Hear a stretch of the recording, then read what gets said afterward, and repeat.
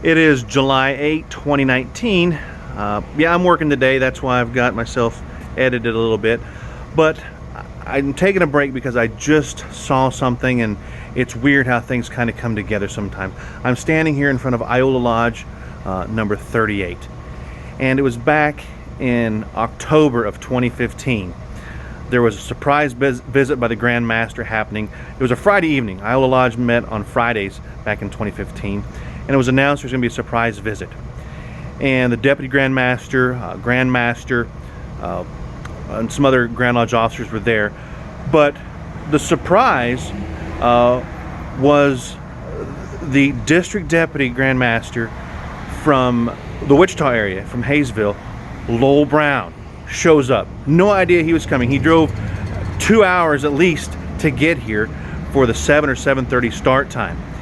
And just totally surprised. And you can kind of see here behind me, I'll post it in the comments. We took a selfie, as it were.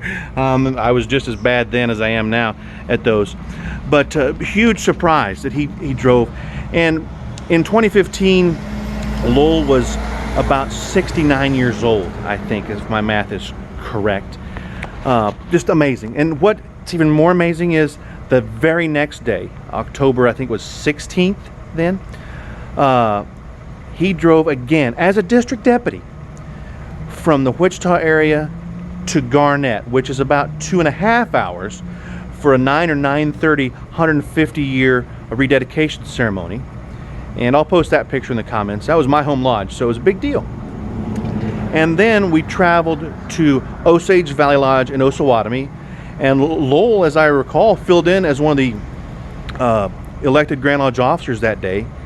And then we split off into two groups. There was one group doing dedications at a cemetery, and then there was another group of us that went down to Wichita to rededicate Marvin A. Armstrong Lodge that day. And Lowell Brown traveled to make the hat trick, the trifecta, whatever you want to call it, down to Wichita. We got done, probably had to be like 9 o'clock that evening, and then he drove back home. When you talk about Masons, Lowell Brown was one of those guys. He did it for the love of it. He told me once he regretted not getting involved earlier. Looking at his Masonic record, I think he started really becoming a lodge officer at age 64, so just retired. And he was traveling everywhere, but I'll never forget that day. And what spurred this on today is I drove by in my work vehicle, and I saw the Tyler from that night. His name is Kyler Toch. He's a guy probably 6'2", 6'3", 6'4", I don't know. Big red beard, red hair. And I remember the Grand Master thundering on the door, and all of us standing there, and this giant of I guess he was junior deacon, opens the door, and just the look on his face. And today, as I drove by Kyler Toch, he had that just look. He didn't recognize me at first when he saw it was me, a brother.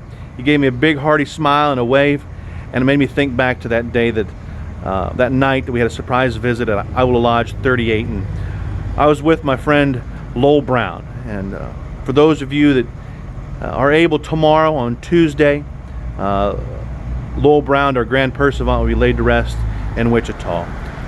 And something kind of unique as Masonry goes, the Grand Chaplain will be doing the service. And then at the cemetery, the Grand Master of Masons in Kansas, Dale Morrow, will be giving the Masonic service there. So if you're able to join us in Wichita for that, it'd be most appreciated. It's time that we can travel for the guy who traveled so much for us.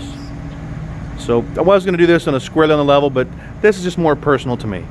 And Masons everywhere do that, but just with the way things happen, driving by Kyler Toch and the lodge here in Iola, just made me think back to Lowell. And I'll post this silly little picture here, as well as the one in my home lodge. You'll notice Lowell standing right behind the Grand Master after the dedication ceremony, and that was for a purpose, because just such a big deal for Lowell.